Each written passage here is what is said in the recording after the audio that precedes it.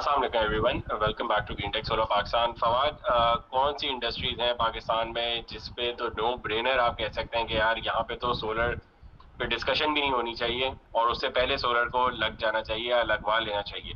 किस तरह की इंडस्ट्रीज है और उनको क्या एडवांटेज होता है जब वो सोलर पे अपनी अपने सारे लोड को ट्रांसफर कर चुके होते हैं?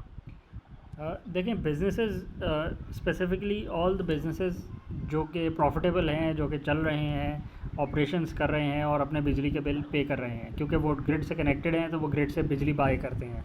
और उसके साथ साथ बहुत सारे लोग ने ऑन ग्रिड सिस्टम्स इंस्टॉल कर लिए हैं जिसके अंदर वो एक्स्ट्रा बिजली, एक्स्ट्रा अपनी इलेक्ट्रिसिटी एक्सपोर्ट करते हैं ग्रिड को और अपने बिल्स को ऑफसेट करते हैं।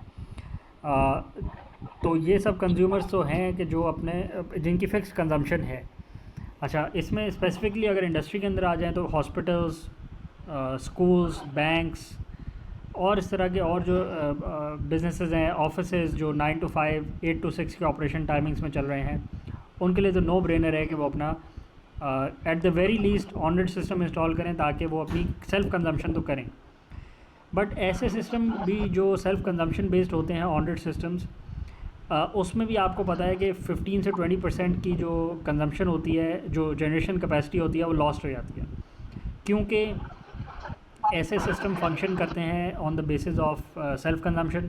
2 दिन सैटरडे संडे के दिन जनरली ऑफिस भी बंद होते हैं, बैंक्स भी ऑपरेशनल नहीं होते, स्कूल्स भी बंद होते हैं।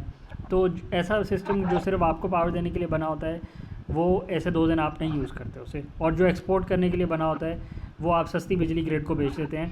ग्रिड उसको आपको आज थोड़े अच्छा टैरिफ दे रही है, आने वाले दिनों में अच्छा टैरिफ नहीं देगी, क्योंकि नॉर्मल डिग्रेशन रेट है किसी भी नेट मीटरिंग टैरिफ के अंदर, ये बिल्ट इन होता है। ऐसा सिस्टम कि जिसके अंदर आप बैटरी बैंक लगवाते हैं, उसके अंदर ये बेनिफिट आपको होता है कि आप जो नॉर्मल डेज़ में 8 to 5 की जो कंजम्पशन है, आप उसको भी जब ऑफसेट कर रहे हैं तो आप रिलायबली ऑफसेट कर रहे हैं, आप टैक्सेस को भी बचा रहे हैं।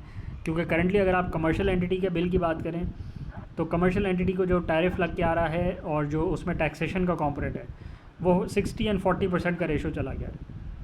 अगर 60% टैरिफ है, आपको इलेक्ट्रिसिटी टैरिफ है जिसमें energy charges, maximum demand charges, बाकी चार्जेस हैं, अगर आप उसको इलेक्ट्रिसिटी की मद में काउंट कर लें, उसके अलावा सेल्स टैक्स, एडवांस टैक्स, ये वाला जीएसटी लग गया, कोई और सरचार्ज लग गया, कोई फ्यूल एडजस्टमेंट लगा दी कोई भी पुरानी सी, कोई अकाउंटेड फॉर टैक्स लग गया, कोई अनअकाउंटेड फॉर टैक्स लग गया, तो 40% टैक्सेशन का आपका चार्जेज है।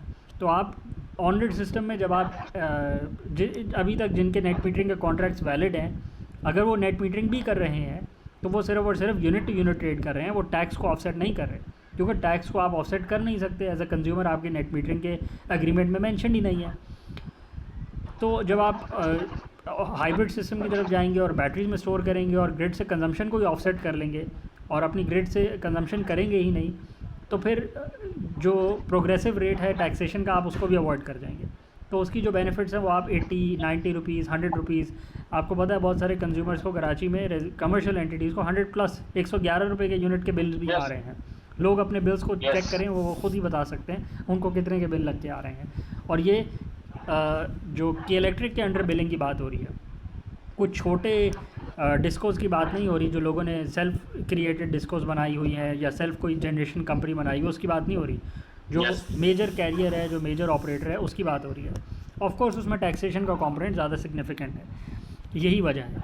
तो अगर आप सेल्फ कंजम्पशन करेंगे, सेल्फ जनरेशन करेंगे, सेल्फ स्टोरिंग करेंगे और उसके बाद सेल्फ कंजम्पशन कर लेंगे विद अ बैटरी बैंक, तो आप ये टोटल कंपोनेंट से बच जाएंगे, इलेक्ट्रिसिटी टैरिफ से भी बच जाएंगे, प्लस टैक्सेशन के कंपोनेंट से भी बच जाएंगे। जो ऑफिसेज, बैंक्स, स्कूल्स और इस तरह की एंटिटीज़ हैं, उनका फ़िक्स लोड होता है, उनकी फ़िक्स लोड प्रोफाइल होती है, तो उनकी जो लोडिंग फैक्टर है वो भी आसानी से कैलकुलेट हो जाता है। प्लस उनके पास बिलिंग का डेटा भी मौजूद है, क्योंकि वो बिल्स को एफिशिएंटली हैंडल कर रहे हैं और पे कर रहे हैं।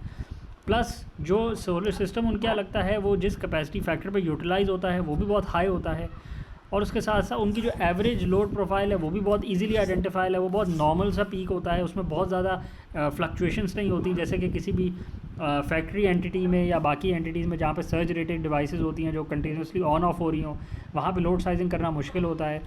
ये जो कमर्शियल एंटिटीज़ है यहाँ पे ये करना आसान होता है, क्योंकि यहाँ जनरली अगर किसी का सिग्निफिकेंट लोड है तो वो कूलिंग लोड होता है, और बाकी उसके अलावा तो miscellaneous load, light, fan, fridge, उसमें वो तो फिक्स लोड है, उसकी जो लोड प्रोफाइल है वो बहुत नॉर्मल सी होती है, फ्लैट प्रोफाइल होती है।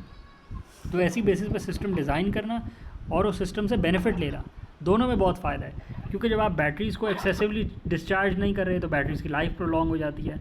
बैटरी बैंक को डिज़ाइन करना बहुत आसान है, क्योंकि बैटरी बैंक आपको पता है जनरली आपकी फ़िक्स्ड रिक्वायरमेंट क्या है।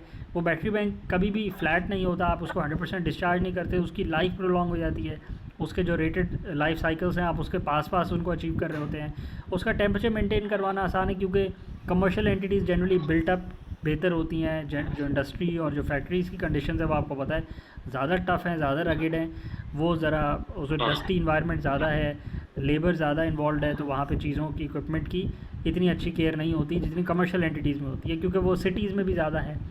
तो वहाँ पे एयर कंडीशनिंग करना, स्पेसिफिक डेडिकेटेड रूम्स बनाना जिसमें ये इक्विपमेंट की लाइफ बढ़ जाए और ये टेम्परेचर मेंटेन एनवायरनमेंट में ऑपरेट कर रहे हों, ये सारी कंडीशंस मेंटेन करना भी आसान है।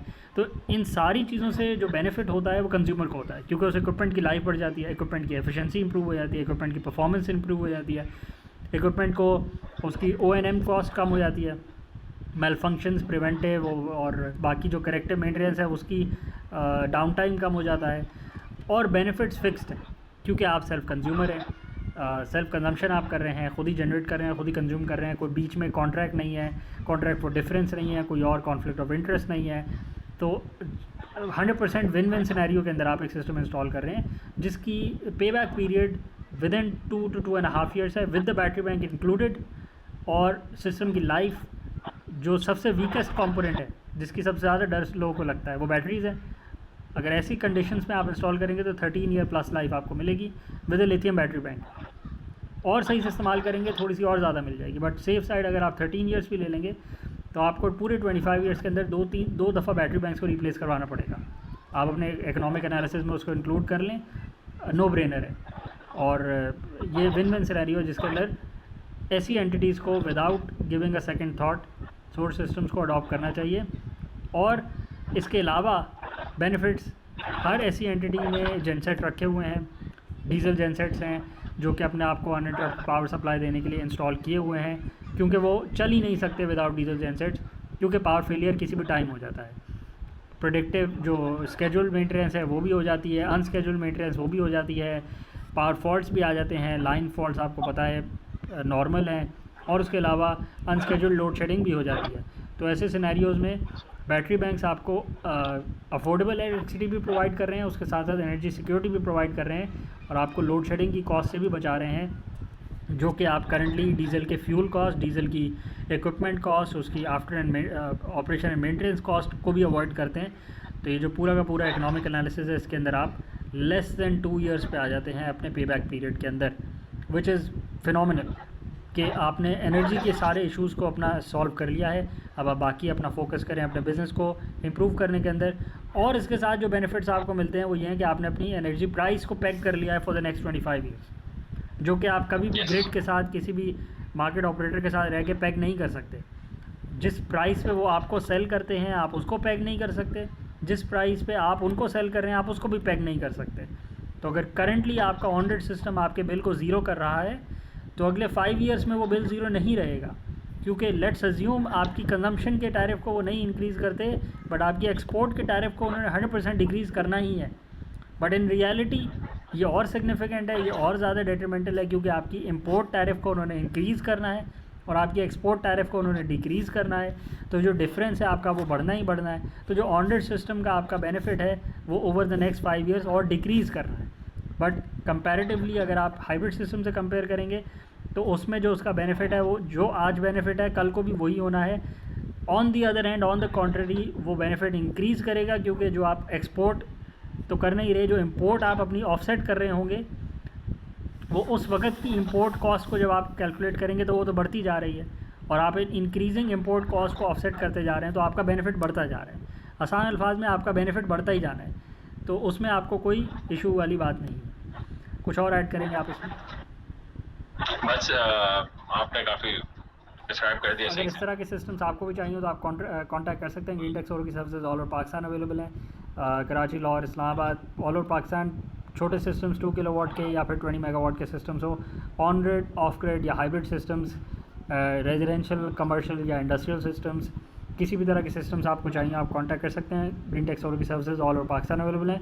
कॉन्टैक्ट नंबर्स गिवन है वीडियो में, कांटेक्ट करें। Thank you.